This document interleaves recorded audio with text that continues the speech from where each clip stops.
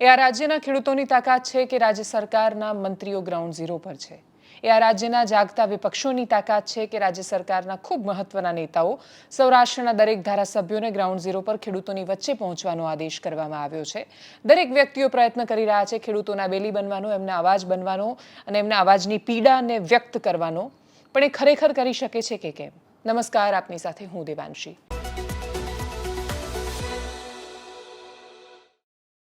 ખેડૂત જ્યારે ખૂબ આક્રમકતા, વેદના અને પીડાથી બોલી રહ્યો છે ત્યારે એ કહે છે કે અમારા ગળામાંથી અવાજ નથી આવી રહ્યો, આ પેટમાંથી નીકળેલો અવાજ છે, આ પીડાનો અવાજ છે, એમને પડતી મુશ્કેલીનો અવાજ છે, એમને દર થોડા દિવસે પડતા ધક્કાનો અવાજ છે, માર્કેટયાર્ડની બહાર 3-3 દિવસથી લાઈન લગાવીને ઊભા પછી પણ મગફળી ખરીદશે કે કેમ એના કોઈ એંધાણ નથી વર્તાતા, એનો આ અવાજ છે।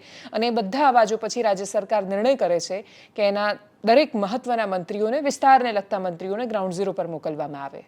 ભાવનગરમાં પોતાના જ વિસ્તારમાં જીતુ વાઘાણી પહોંચે છે, વેરાવળમાં અર્જુન મોઢવાડિયા, ડોક્ટર પ્રદ્યુમન વાજા પહોંચે છે, અમરેલીમાં કૌશિક વેકરિયા છે, ધારાસભ્ય મહેશ કસવાલા છે, પેલી બાજુ હીરા સોલંકી પ્રયત્ન કરી રહ્યા છે, આ બાજુ શિવા સોલંકી કંઈક બોલી રહ્યા છે। દરેક નેતાઓ પ્રયત્ન કરી રહ્યા છે કે એ પોતાના અવાજમાં ખેડૂતની પીડા, એની વેદના, એનો અવાજ વ્યક્ત કરે।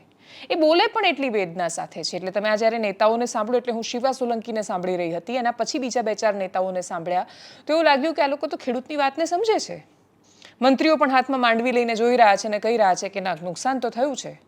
ડોક્ટર પ્રદ્યુમન વાજાએ પેલું ડાંગરનું ધરું વાવવા જાય ને જે શૂઝ પહેરે, બૂટ પહેરે, એ પ્રકારના બૂટ પહેરીને ગ્રાઉન્ડ ઝીરો પર પહોંચ્યા છે। તો એ વિપક્ષ એક બાજુ એ પણ વિડીયોઝ અને ફોટોઝ મોકલીને ધ્યાન દોરી રહ્યું છે કે કેમ ખેડૂતને મળવા એ ખેતરમાં યથાસ્થિતિ નથી જઈ શક્યા। એ તસવીર પર લોકો અલગ અલગ રીતે બધા પોતપોતાના મંતવ્યો આપી રહ્યા છે, પણ મૂળ વાત એ છે કે રાજ્ય સરકારના સત્તાધીશોના અવાજમાં, મંત્રીના અવાજમાં, કેબિનેટ મિનિસ્ટરના અવાજમાં, કૃષિ મંત્રીના અવાજમાં પીડા, વેદના અને સાંત્વના શું કામ છે? એ આશ્વાસનો શું કામ આપી રહ્યા છે? જરૂર છે સરકારના અવાજમાં સાંભળવા મળતી દ્રઢતાની। જવાબ છે કે બહુ રણકા સાથે મંત્રીઓ જવાબ આપે કે કુદરત ભલે રૂઠી હોય, સરકાર ક્રૂર નથી બની અને એટલે જ સરકાર મદદ કરશે તમને। ખેડૂત ક્યારે રડે અથવા એની પીડા ક્યારે આવે? કલાપીની ગ્રામ્ય માતા નામે રચના છે, ત્યારે એ કહે છે કે દયાહીન થયો નૃપ, કાં તો રસહીન થઈ ધરા, બાકી ન થાય આવું। જ્યારે રાજા દયાહીન થઈ ગયો હોય અથવા આ ધરામાં રસ ન રહ્યો હોય, બાકી આવું ન થાય।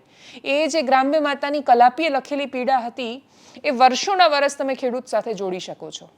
કવિતાઓ બહુ વિશેષ એના પછી લખાઈ નથી, એટલે એ જ જૂના સાહિત્યો અને કવિતાઓ તમે હજુ વર્ષોના વર્ષો વાપર્યા કરશો, એ પીડાઓ વ્યક્ત થવાની બંધ થઈ ગઈ છે। એનો મતલબ એ નથી કે ખેડૂત બહુ જ બે પાંદડે થઈને, અધ્ધરતાલ થઈને આમ સરસ આકાશમાં ઉડવા માંડ્યો છે। બહુ જ ઓછા, ઉપરના 1 કે 2% ખેડૂતોને જોઈને જો તમને એવું લાગતું હોય કે ખેડૂત તો ખૂબ કમાય છે, તો જાઓ જઈને ખેતી કરી જુઓ।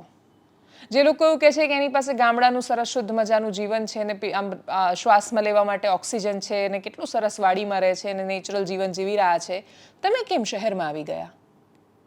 તમે કેમ બિસ્તરા પોટલા બાંધીને અમદાવાદ ને સુરત ભણી આખી એવી દોટ મારી કે દોટ મૂક્યા પછી ક્યારેય પાછું વળીને જોયું જ નહીં? જે લોકો ખેતીનું મહિમા મંડન કરે છે, કાં તો બહુ જ સમૃદ્ધ છે અને એમને પોતાને શુદ્ધ જમવા માટેનું જોવાનું છે, એમને નફો નુકસાન નથી જોવાનું ખેતીમાં, અને કાં તો પછી એ માણસો છે જેને કદાચ સમજણ જ નથી। બાકી જે લોકો ખેતીમાં કશું જ ન મળ્યું અને એટલા માટે છેલ્લે કંઈ નહીં તો હીરા ઘસવાને, કારખાનામાં કામ કરવાને, મજૂરી કરવા માટે પોતાનું વતન છોડીને ક્યાંક પહોંચ્યા, એને ખબર છે કે ખેતીમાં જો એટલું જ બધું રળી લેવાનું હોત તો ખેડૂતના દીકરાઓ કરોડપતિ હોત।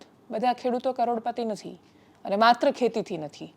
આ બધા દાવાઓ અને આંકડાઓની વચ્ચે તસવીરો સામે આવી છે અલગ અલગ। ભાવનગરમાં જીતુ વાઘાણીની, વેરાવળમાં શિવા સોલંકી બોલ્યા, અર્જુન મોઢવાડિયા હતા, અમરેલીમાં કૌશિક વેકરિયા, મહેશ કસવાલા બોલ્યા। સાંભળીએ એમને એકદમ સંક્ષિપ્તમાં। રાજ્યની ભૂપેન્દ્રભાઈની સરકાર એ હંમેશા સંવેદનશીલ રહી છે। ખેડૂતોની પડખું આપીને એમને મદદ કરવા માટે સંવેદનાથી, લાગણીથી એમની સાથે ઊભી છે। એટલે હું આપ સૌના માધ્યમથી તમામ ખેડૂત ભાઈઓને હું વિશ્વાસ અપાવું છું કે ખૂબ સંવેદનાથી આ સરકાર જ્યારે કુદરત આ પ્રકારે કમોસમી વરસાદ રૂપે ઉઠી છે, ત્યારે તમારી સાથે ઉભા રહેવા માટેના તમામ પ્રયાસો સરકાર કરશે। એટલે ખેડૂત માટે તો એવો કોઈ માણસ નહીં બચ્યો હોય છે કે 1 વીઘો હશે ને જેના 100 વીઘા હશે, એ બધી આમ આવી ગયા છે વરસાદને કારણે। જે નુકસાન થયું એટલે બધાને કોઈ એક વ્યક્તિને છોડ્યું નથી વરસાદે આ વખતે। એટલે વધારે પેકેજ જાહેર કરે ને એવું જ કહેજો। કાલથી સર્વે થઈને એવું કરાવો છે, એટલે કોઈ બીજી કોઈ આપણે ખોટું રસ્તામાં ન આવે. પહેલા હવે જે તમે જે રીતે આવ્યા એ રીતે પેકેજ જાહેર કરીને કાલને કાલ સર્વે કરો એવી અમારા બધા કોડીના તાલુકામાંથી અમે આપને વિનંતી કરીએ છીએ. ખેડૂતોને કપાસ અને મગફળીમાં મોટા પ્રમાણમાં નુકસાન થયું છે અને સરકાર ખૂબ પોઝિટિવ લે અને સારી રીતે જે રીતની મુસીબત ખેડૂત ઉપર આવી છે એમાં સરકાર મદદ કરવા માટે પૂરેપૂરી રીતે તૈયારી પણ બતાવી છે. અત્યારે સમગ્ર જિલ્લાની અંદર વિસ્તાર વાઇઝ અમે ખેડૂતોના ખેતરે જઈને અત્યારે સર્વે પણ કરી રહ્યા છીએ અને ખાસ કરીને તમામ અધિકારીઓને સૂચના પણ આપી છે. કલેક્ટર સાથે બેઠક પણ કરવાના છે અને તમામ અધિકારીઓને સૂચના આપી અને આખા જિલ્લાની અંદર જે રીતે કમોસમી વરસાદ થયો છે અને ખેડૂતોને જે રીતે નુકસાની થઈ છે એમાં સરકાર પૂરેપૂરી મદદ પણ કરવાની છે. જે પ્રકારે આ વરસાદનો કહેર છે, જગતના તાત ખેડૂતને જે પ્રકારે એનો મોઢામાં આવેલો કોળિયો એ કુદરતના કહેરને કારણે છીનવાયો છે. ખેડૂત આજે લાચાર બન્યો છે ત્યારે રાજ્યની સરકાર હર વખતની જેમ આ વખતે પણ ખેડૂતને મદદ કરવા માટેની મનસા એમણે જાહેર કરી છે. ભૂતકાળની અંદર પણ જે મદદ કરી છે એના કરતાં પણ હું માનું છું કે આ વખતે વ્યાપક પ્રમાણમાં નુકસાન છે અને રાજ્યની સરકાર અમારી ગુહાર છે એને માની છે અને મદદ ખેડૂતોને બને તેટલી શક્ય વધારે ને વધારે ખેડૂતોને મદદ કરશે. એટલા જ માટે મંત્રીશ્રીઓ અહીંયા આજે ઉપસ્થિત પણ છે. આ પરિણામ જાગતા વિપક્ષનું છે. આ પરિણામ વિપક્ષોની જગાવેલી ચેતનાનું પણ છે. બોટાદના હળદળમાં થયેલી કિસાન પંચાયત આ સ્થિતિમાં પહોંચશે એની કોઈએ કલ્પના નહોતી કરી. ભલે ભારતીય જનતા પાર્ટીના નેતાઓ એવું કહી દીધું હોય કે અમે તો ગણકારતાય નથી આમ આદમી પાર્ટીને અથવા એ પ્રકારના સંમેલનોને, એમાં માત્ર રાજકીય માણસો હતા, ખેડૂતો નહોતા, તો એના પડઘા આટલે સુધી ન સંભળાતા હોત. એના પડઘા અને એના પછી કોંગ્રેસની પણ મહાપંચાયત જે એમણે બોટાદ ખાતે આયોજન કર્યું, આ પ્રકારના સંમેલનો અને એમનો ખેડૂતના અવાજને એકત્રિત કરવાનો પ્રયત્ન અને સરકારની રાજકીય કુશળતા પણ, કેમ કે બહુ જ બધી સરકારો ઊંઘતી ઝડપાય છે જ્યારે આવું થાય છે. સરકારો એટલી હદ સુધી હવામાં રાજતી હોય છે કે એમના પગ જમીન પર નથી રહેતા. ફરક છે. ભારતીય જનતા પાર્ટીની સરકાર શું કામ લાંબા સમય સુધી ટકી રહે છે? તો એનો જવાબ એ છે કે એમને ખબર પડે છે કે ગ્રાઉન્ડ ઝીરો પર કશું બરાબર નથી. એમને સમજાય છે, એ અલર્ટ એમના સુધી પહોંચે છે અને પછી એ એના પર પ્રતિકાર કરે છે. એટલે મંત્રીઓનું ગ્રાઉન્ડ ઝીરો પર ઉતરવું એ સરકારની એ મિકેનિઝમ છે કે જેમાં સરકાર પ્રતિકાર કરી રહી છે એમના તરફ આવતા આઘાતને રોકવાનું. વિપક્ષોએ આ મુદ્દા પર એક શોક વેવ ઊભો કરવાનો પ્રયત્ન કર્યો. સૌથી પહેલા આમ આદમી પાર્ટીએ હળદળમાં બહુ જ મોટી સભા આયોજન કર્યું. કોંગ્રેસે પણ એના પછી સભાને આયોજન કર્યું. આજે કોંગ્રેસના બહુ જ દિગ્ગજ નેતાઓ એટલે વર્તમાન પ્રદેશ અધ્યક્ષ અમિત ચાવડાથી લઈને ભૂતપૂર્વ અધ્યક્ષ શક્તિસિંહ ગોહિલ સહિતના બધા જ નેતાઓ હાજર હતા. ખેડૂતો માટે એમણે શું કહ્યું, ત્યાં શું આયોજન થયું, શું દ્રશ્યો સામે આવ્યા, કરીએ એના પર નજર. નકરી આખા ગુજરાતના 250 તાલુકામાં જ્યાં જુઓ ત્યાં ખોટી માપણી. મારું ખેતર તમારામાં બોલે, તમારું લાલજીભાઈમાં બોલે, લાલજીભાઈનું અમિતભાઈમાં બોલે, અમિતભાઈનું વસરામભાઈમાં બોલે. આવો વિકાસ હોય? આ તમારું શાસન છે? અને આટલું ઓછું હતું એમ તમે બોટાદમાં જે પ્રમાણે ખેડૂતોને માર્યા છે, આ તમારા બાપનો દેશ છે? તમે ખેડૂતોને શું સમજો છો? 2 દિવસ પછી સરદાર વલ્લભભાઈ પટેલની જન્મ જયંતિ છે. સરદાર ગાંધી અને સરદારનું ગુજરાત એમ કરીને આખા દેશમાં તમે ભાષણ કરો છો. સરદાર વલ્લભભાઈ પટેલનું ચરિત્ર કેવું ઉજળું હતું અને આ માણસનું ડાચું જોયું હોય 56 ઇંચ વાળાનું. હું ઘણી વાર બેઠા બેઠા આપણે વિચાર કરીએ કે સ્વતંત્રતાના સેનાનીઓના તમે ચહેરા વિચારો. મૌલાના આઝાદ, ડોક્ટર ભીમરાવ બાબા સાહેબ આંબેડકર, રામાસ્વામી પેરિયાર અને જ્યોતિબા ફૂલે, ગાંધી અને સરદાર, ઇન્દુલાલ યાજ્ઞિક, રવિશંકર મહારાજ. આ કોનું ગુજરાતનો, કોનો દેશ? અને આ શું ફૂટેલી કારતૂસોને માથે બેસાડી? 25-30 વર્ષથી આ ચોરોને માથે બેસાડ્યા. હવે તો ગુજરાતીઓ જાગો. ઇન્દ્રનીલભાઈની આ કૃષક મુવમેન્ટનો મૂળ વિચાર એ છે કે સુરતમાં, બરોડામાં, રાજકોટમાં જે પ્રમાણેનું ઇન્ફ્રાસ્ટ્રક્ચર દેખાય છે એ આપણા ગામડા સુધી પહોંચવું જોઈએ. ખેડૂત, ખેતી અને ગામડાને બરબાદ કરીને તમે જે વિકાસ કર્યો છે એ કોઈ પણ સંજોગોમાં કૃષક આંદોલન અને કોંગ્રેસ પાર્ટી ચલાવવાની નથી. એ ડંકાની ચોટ ઉપર તમને કહેવા આવ્યા છીએ. ઉપરવાળા તો રૂઠે, કદાચ આપણાથી કઈ ભૂલ થઈ હોય, નારાજ થયા હોય તો ભગવાન રૂઠે. પણ જે લોકોને આપણે મત આપીને સત્તા પર બેસાડ્યા છે, આ દેશના બંધારણે બાબા સાહેબ આંબેડકરે જે મતનો અધિકાર આપ્યો કે દરેક વ્યક્તિને એક મત, અને મતની કિંમત ક્યારે આંકી ના શકાય. દેશનો વડાપ્રધાન હોય એના મતની પણ એક કિંમત, અને કોઈ બોટાદનો સામાન્ય ખેડૂત હોય એના મતની પણ એક કિંમત. અને આ લોકોના મતથી જે સરકાર બને છે, એ ગાંધીનગરની સરકાર હોય કે દેશની સરકાર હોય, જે વડાપ્રધાન નરેન્દ્રભાઈ બન્યા છે, જે મુખ્યમંત્રી ભૂપેન્દ્રભાઈ બન્યા છે, એ કોઈ ડાયરેક્ટ ઉપરથી આવેલા નથી, પણ લોકોએ મત આપ્યો એટલા માટે બન્યા છે.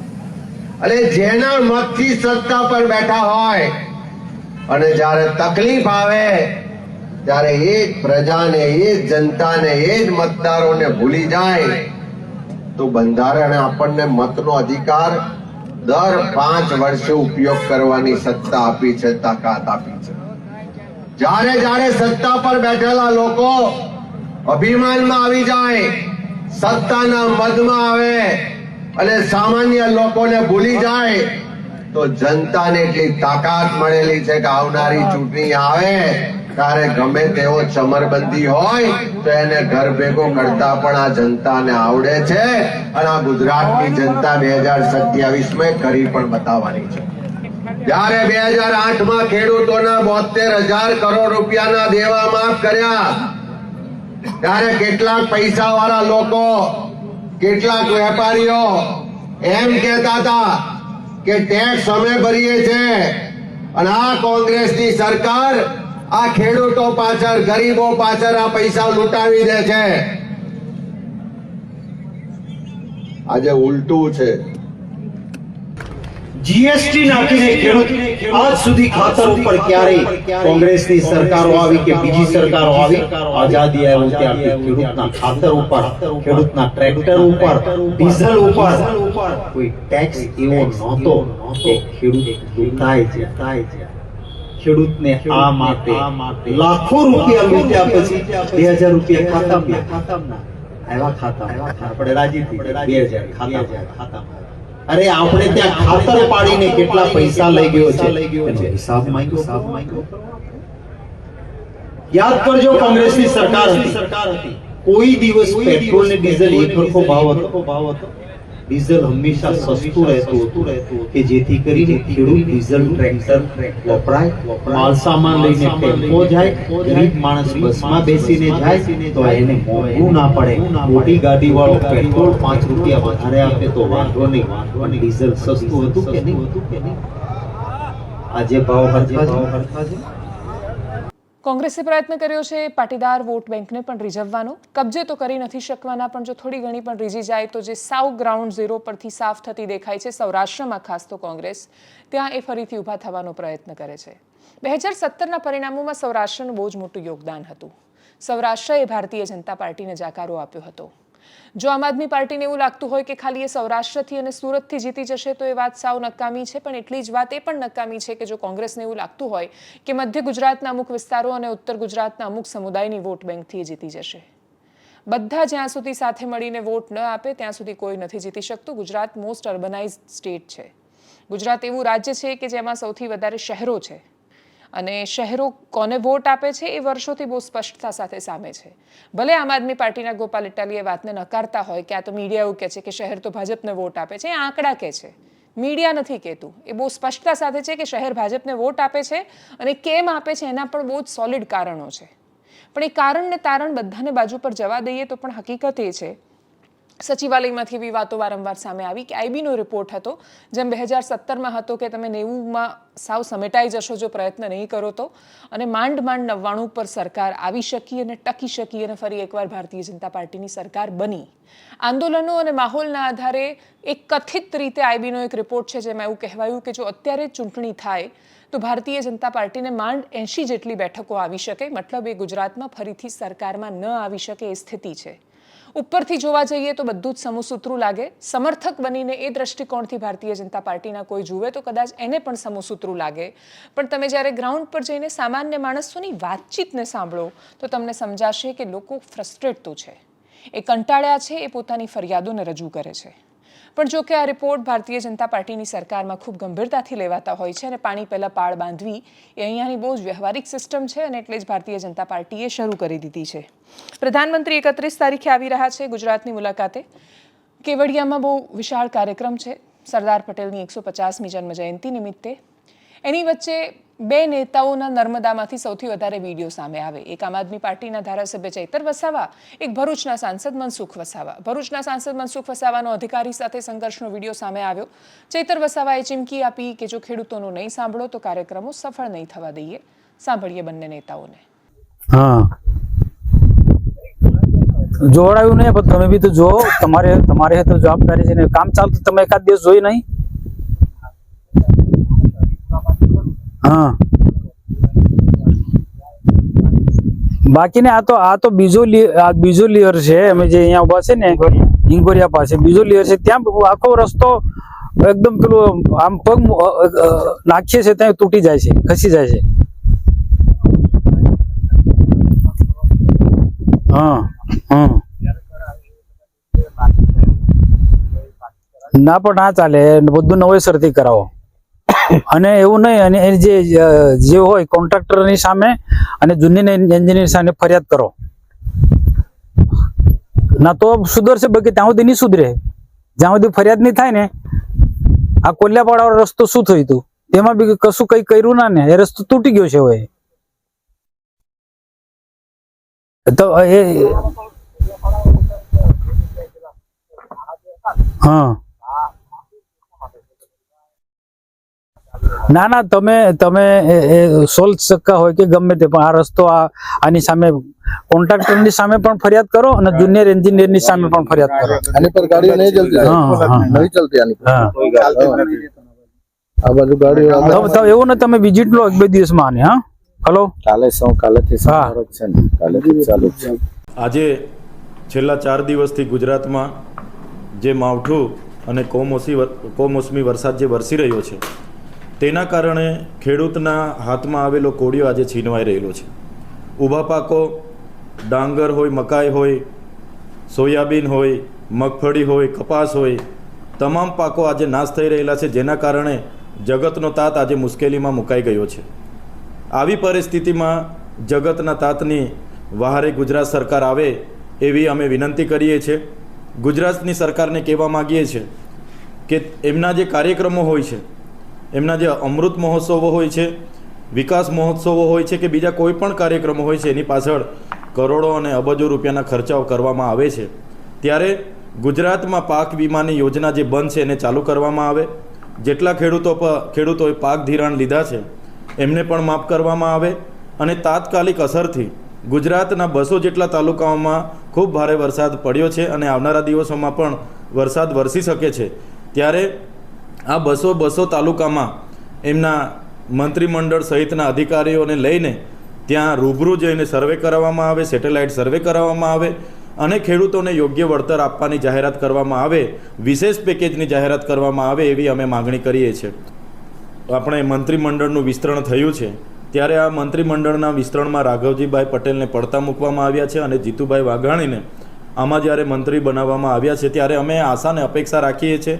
સાથે ગુજરાતના તમામ 54 લાખ ખેડૂતો અપેક્ષા લઈને બેઠા છે કે આ કમોસમી વરસાદના જે જગતના તાતનો હાથમાં આવેલો કોળિયો છીનવાઈ ગયો છે એના બદલામાં ખેડૂતોને યોગ્ય વળતર સરકાર વિશેષ પેકેજ જાહેર કરે એવી અમને અપેક્ષા છે. સાથે સાથે 30 અને 31 ઓક્ટોબરના રોજ નરેન્દ્રભાઈ મોદી દેશના વડાપ્રધાન પણ ગુજરાતના પ્રવાસે છે ત્યારે અમને વિશેષ અપેક્ષા છે કે વડાપ્રધાનના હસ્તે ખેડૂતોને વિશેષ મોટા પેકેજની જાહેરાત કરવામાં આવે અને એ પેકેજ ખેડૂતો સુધી પહોંચવું જોઈએ. નહીં કે જાહેરાત કર્યા પછી ખેડૂતોને નહીં મળે, ખેડૂતોને મળવું જ જોઈએ એવી અમે સ્પષ્ટ આશા રાખીને બેઠા છે. આવી ઘટનાઓમાં આવતા રાજકીય વળાંકો સરકારને ક્યાં લઈ જાય છે કે વિપક્ષોને કઈ ભૂમિકામાં મૂકે છે એ આગાહી કરવાનો આ સમય નથી, કેમ કે સમય બહુ શેષ છે અને ચૂંટણીઓમાં કે રાજનીતિમાં ભવિષ્યવાણી એ હંમેશા ખોટી સાબિત થતી હોય છે. એ સમયની વાત હોય છે. એક મુદ્દો અને ભલભલા ઇલેક્શન પલટાઈ જતા આ દેશના ઇતિહાસે, દુનિયાના ઇતિહાસે જોયા છે અને એટલે જ રાજનીતિનો ઇતિહાસ જાણનારા એનો ભવિષ્યનું કથન કરવાની ભૂલો નથી કરતા.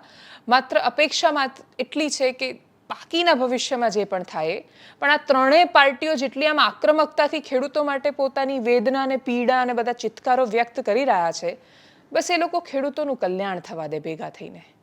એનાલિસિસમાં અત્યારે બસ આટલું જ. જો આપ અમને યુટ્યુબ પર જોઈ રહ્યા છો તો સબસ્ક્રાઇબ કરો, ફેસબુક પર જોઈ રહ્યા છો તો ફોલો કરો, વિડીયોને શેર કરો. નમસ્કાર.